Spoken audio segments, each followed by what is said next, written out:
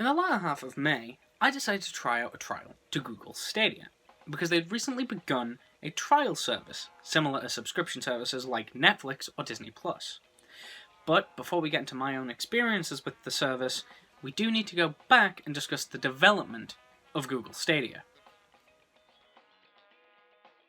Beginning development as Project Stream, the Stadia appeared to be the first sign that Google was interested in the mainstream gaming industry. People theorized that Stadia is what became of a rumored project known as Yeti from 2016, but this is yet to be confirmed. In preparation for the Stadia service, Google hired Phil Harrison, a prolific industry executive who also held high-ranking positions at Microsoft and Sony prior to his employment with Google. They were also seen recruiting developers through many industry events in 2018. In October of the same year, Stadia was quietly announced and a beta was released to some people. The beta was bundled with Assassin's Creed Odyssey, and those who participated in the beta got a free copy of the game once the beta ended. The Stadia was formally announced during Google's keynote address at the 2019 Game Developers Conference in March of 2019. The service launched properly in November of 2019, with the limitation that you had to be a pro user to use the service.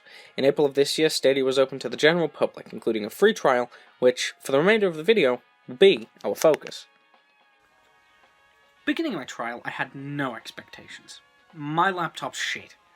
Okay, so as you can see, I've loaded up the specs of my computer because I've got to actually do this when I was initially recording, and I'm doing this during editing. This is the specs of my computer, and just so you have an idea as to like what kind of quality I'm working with my laptop. If you know anything about computers, you'll know that this isn't exactly great, but this is what I'm working with. This is proof that every bit of footage you're seeing could not run on this computer. Obviously, there's some older games like Postal 2, Mini Ninjas, and Mega Man Legacy Collection that will run on this computer fine, but the computer itself can't run many games. So I didn't actually expect Stadia to run at all. But, to my surprise, the service ran fairly well on my laptop through my experience with the trial. But it did take a few days of a learning curve to get there. On day one, the service was shit. It didn't run, didn't work, didn't even function, really. Using Destiny 2 as the benchmark, because that's what every single video of Stadia I'd seen up to that point was using, I tried to play it. And I was really disappointed with the service in that first day, because you see a game running on a service, or at least presumably running on a service, flawlessly, by all these YouTubers and shit. But then it just doesn't work. And you get really disappointed in this, because it's a case of, you wanted it to work, but it just doesn't. And through my entire play session, about 2 hours that day, I couldn't even get through the tutorial. I managed to make my character fine, but everything past that would not run. I got to the point where I was actually trying to kill that first mini-boss after you escape the initial wreckage, and it just kept freezing, and I kept dying, and then the game just crashed.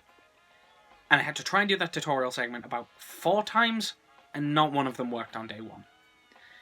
Day one was single-handedly the most disappointing day of Stadia for me.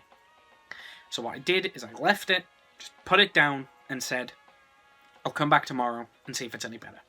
Day 2 was super promising. So, on day 2, I'd noticed that there was this horror game that, for the time being, as of writing the script of this, is an exclusive to Stadia. The game's called Guild. And I played the game for about an hour, 2 hours maybe, before any major graphical issues happened. And obviously, that first hour was great. I love the character you play as, I love the world it's built, and the creatures are actually kind of scary. But the issue comes when I decided after playing Guild for a while that I wanted to see if I could push the service. So, another one of the free exclusives with the Stadia Pro trial was Grid, a racing game that's kind of like Colin McRae Rally or something like Gran Turismo. I'm not good with racing games, but I tried to play that instead, and then, like fucking clockwork almost, the service kept breaking. I tried to do the first race, and you have to do at least one race before anything else changes in the game. And I tried to do this first race, and it did not fucking work. The controls, granted that's not a fault of Stadia, but the controls are shit on keyboard. I couldn't play it. But that's not where I had the problem. It wasn't the controls that I was annoyed with. It was everything else. The fact it kept glitching and crashing and just not working. I tried to play Grid at least 3 times that session, and that session, from Guilt to the end of Grid, was about 4 hours total. And I kept trying to play Grid because I do like racing games when I play them. Ironically enough, my favourite happens to be Cars 2 on the Xbox 360, but alas, it doesn't matter. Playing Grid on Stadia was like running a cheese grater across my arm. It hurt, it was painful, and it wasn't even edible. It just sucked. I couldn't handle it. It was awful. So I kind of put my hands up and went, I'm done. And I left it for a few days after that. I just left it. And then, you know, I picked it up again a few days later. The next time I booted up Stadia, I tried the Turing test. A game released relatively recently, pretty high-spec game. And this day, for whatever reason, I was confused when it happened, but this day, Stadia ran perfectly. Like, my play session was about 2 hours long that day. I didn't want to push my limits or anything, but it ran immaculately. Even Guilt had a couple of minor technical glitches the last time I played by this point. But the Turing test didn't. The only reason I stopped playing was I got to a puzzle I couldn't figure out. But otherwise, it ran fucking perfectly. Like, it was just really good. And after I did finish playing the Turing test, I did switch back to Guilt, and once again, it ran perfectly. It was one of those days where I feel like I just hit lucky. But it ran really well, and I was really impressed with just generally how well it was running this day, and I can genuinely safely say that Stadia at this point, I was starting to have high hopes for. Because the previous days I was playing it out of a sort of morbid curiosity almost, to see if Google even had what it took to be in the gaming market. It's one of those things of, my laptop's not great, but it can run games. I can play pretty much anything up to about 2010, I'm sorted. But I can't play modern games on my software, or like on my hardware, but with Stadia, I've been able to play games I probably would have never dreamed of playing on my shite laptop. The script I have for this video is on my shite laptop. And even as I'm reading the script here, I'm just remembering how great the experience of playing with Stadia is. Or at least on that day it was, because it felt like I was finally able to play games I wanted to play using my laptop. It's not a good laptop by all standards. But I was able to play stuff like Destiny 2, and the Turing Test, Guild, games I would never have even dreamed of playing. And I love that. I love being able to play games like that because it's one of those things where, you know, when you have limited technology, you don't get a chance to experience new things. And obviously I'd played Destiny before, I played it on PS4. But the fact I was able to play it on my laptop, my little shit pile of laptop, it was just insane. I can run a decent amount of things on my laptop, but I could never dream of running Destiny 2, or Guild, or Grid, or any of these higher spec games. I couldn't even fucking dream of it, and Stadia on this day in particular made me feel like it was a viable purchase decision, despite the fact I haven't paid a penny at this point. And then June rolled around. The roster of games that Pro provided got bigger, and the games they added were Super Hot, the Serious Sam Collection, Power Rangers Battle for the Grid, and a couple of other games like the Panzer Dragoon remake. I mainly spent the first few days of June playing Super Hot, because I do like Super Hot. I've played it before, I love the mechanics, I love how it plays, and I spent the first few days of June playing Super Hot. Now, here's the thing.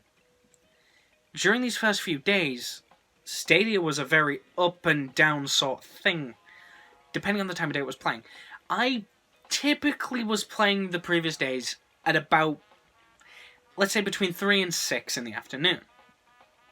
And some of the first days of June, I was playing more around 7 to like 2 in the morning. From 7 in the afternoon to about 2 in the morning. And these days, when I was playing closer to 2 in the morning, Stadia was running pretty much flawlessly. Because no one else was up playing on Stadia. But it was the times when I was playing around 7. Kind of peak time for games. People have come in from work, or people are done in school, stuff like that. Obviously, we are in the middle of a pandemic, so that's not really a factor at the minute, but generally speaking, servers are going to spike around then anyway.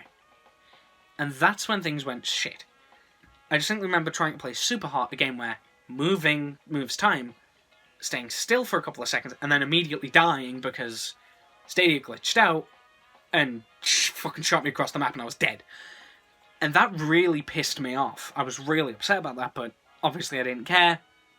At this point, I was really hopeful of Stadia's progress, so I just let it go and went to the next day. And, the next day of June, same kind of thing, but I played a little later, so it ran more fine. I did, during these first few days, though, pick up Power Rangers. I know it's a bit weird for an 18-year-old to pick up Power Rangers to play, but I did pick it up. I did decide, you know what, it's free with the Pro, I'm going to try it. So I did, and honestly, I fucking love it. It's really fun. It reminds me of Marvel vs. Capcom 3, which I used to play with my brothers all the fucking time when we were little. It was... Obviously, I wasn't very good at it, so I'm not very good at Power Rangers, but I did really enjoy playing Marvel vs. Capcom 3 as a kid, and this game really captured that same kind of feel. Obviously, it glitched a lot, being, a fighting game, but when it was running fine, it reminded me of just going back and playing more, like Marvel vs. Capcom 3, and God, I'm buying that game again at some point and doing a fucking review on it, because I fucking love Marvel vs. Capcom 3. That's for another day. I was playing Power Rangers, and I actually outwardly had a fangirl moment when it came to the SPD characters, because I grew up with the Power Rangers SPD characters. I grew up with SPD. It was my favourite Power Rangers show growing up, and to be able to play as Kat from that, because she was one of my favourites, was a really cool thing. However, as it turns out, I'm better playing as Tommy from Mighty Morphin, because his moveset involves a sword, and his moves are very quick, and I'm very good at playing as him. But, as you'll see in the gameplay that's probably on screen as I'm yammering on about Power Rangers, you get this idea that I'm not very good at fighting games. But I would like to show you real quick some of the footage I gathered when it wasn't running as well, just to kind of show you how Stadia performs when it's not performing great. So, as you can see, there's a couple of graphical glitches, and I'm kind of rubber banding across the screen a little and not really staying in place. That is a huge amount of input lag combined with graphical issues that Stadia suffers from when the service isn't up to snuff. But regardless, moving on to the next day. So, for the next few days, I just played a lot of Super Hot and Power Rangers. However, I did briefly try the aforementioned Serious Sam collection, but it's just not my kind of thing. Like, no harm done if you do enjoy Serious Sam, it's just not my kind of thing. Though, playing Serious Sam 3, which was the one I tried to play, it seemed like the most accessible going off of what I'd seen. Correct me if I'm wrong in the comments, but it just wasn't fun. I just couldn't get behind it. I did like the sort of Doom 2016 vibe I got from ripping out the eyes of the monsters in the beginning of Serious Sam 3, but that was about it. But, yeah, wasn't great. However, I did finally cave and try one of the big Battle Royale games, and the one in question, because Stadia provides some of the DLC stuff for free, was PUBG. Now, I know what a lot of you are going to say. Battle Royale games are shit. Don't play PUBG. Don't play Fortnite. Don't play any of that. I don't care about your stance on Battle Royale games. I personally don't like them, if I'm honest. But, for the sake of, being fair to Stadia, I decided to try a game that functions exclusively online. And, yeah, by all accounts, it was pretty fucking good. I had a fun time, and the squad I was playing with were very supportive of me, and being careful with me, because I made it very known very quickly that I wasn't familiar with how PUBG worked. I only have a passing relationship with Battle Royales, and the most I ever played one was a Fortnite stream I did on Nerd Nation. I don't really like Battle Royale games, I'm not huge on them, but I did quite enjoy my sessions with PUBG. The footage you're seeing here is from a completely unrelated session, because I wasn't recording as of doing these initial impressions I was getting. And a lot of this is from memory, so I might not be remembering it quite right, but, you know, I did enjoy it from what I remember. It was fun. I probably could have had more fun had I been playing the deathmatch mode, but because of Warzone and stuff, not many people are actually playing PUBG anymore. And it took me, to get the footage that was just on screen, it took me about 5 minutes waiting in a lobby. Whereas, if I recall correctly, at the height of PUBG, it wouldn't even take that. You were just in a server like that, because so many people were playing it, but either it's Stadia servers or something to do with PUBG in general, it just didn't do that for me. But I didn't mind. The sessions I played were reasonably fun, and, you know, that's all they needed to be. Reasonably fun. My hair was pissing me off. I find Google Stadia to be very hit or miss. Because when it's within its ideal conditions, with good Wi-Fi, it runs near flawlessly, and that is a fucking huge bonus, because near flawlessly for games that, if I had a higher res monitor, would run in 4K, that's fucking brilliant. But if you have a higher end gaming PC with a 4K monitor, or a PlayStation Pro, or an Xbox One X, you're gonna kind of be fucked over by Stadia, because it's no better quality than any of that. And you're more likely to fuck it up. It's more likely to fuck up. I personally find that when it comes to games, your best experiences come when there's little to no issues with them, such as lag, or, like, you know, glitching, lagging, crashing the fucking game. And if you just get Stadia, you have to get through that adjustment period. The servers will fuck up for the first couple of days, and I'm pretty certain that's an experience everyone had. I did some research into it when I got Stadia after it started bugging out. It generally, from what I know, takes a couple of days for the service to start working to its best potential, really. But after that, it will run hit or miss, it will run kind of weird. But most of the time, if you're playing at the right kind of time, it'll run pretty well. Little bit of a slightly more serious note, though. Don't buy Stadia if you can't afford it. Thanks for watching. It was fun to ramble about my experiences with Stadia, because I don't get to make these more one-to-one kind of videos for the people who are watching right now. Obviously, I don't know what the view count's going to be when you're watching this. Could be 0, could be like 10. I know my Xenoverse video as of right now, like, to my fucking surprise, I'm genuinely kind of chuffed, has about 50 views, I think. And that's fucking cool! I don't get that many views on my videos, and that made me really happy. So thank you to everyone who watched that video, if you came to watch this one, because that made me really happy to see that many people coming to my channel. It made me really happy, so thank you. And if you're new from this video, go watch the Xenoverse video. Apparently it's fucking great, according to a few people. And please subscribe. I really appreciate everyone who's been watching the last couple of weeks when I've been trying to upload. But for the sake of my sanity and my production method, these bigger scale videos where I've got to do more research or more gaming or more whatever, these kinds of videos are going to be monthly.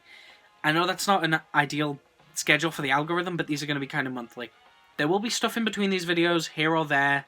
Go to Nerd Nation if you want more content from me, where I just play games.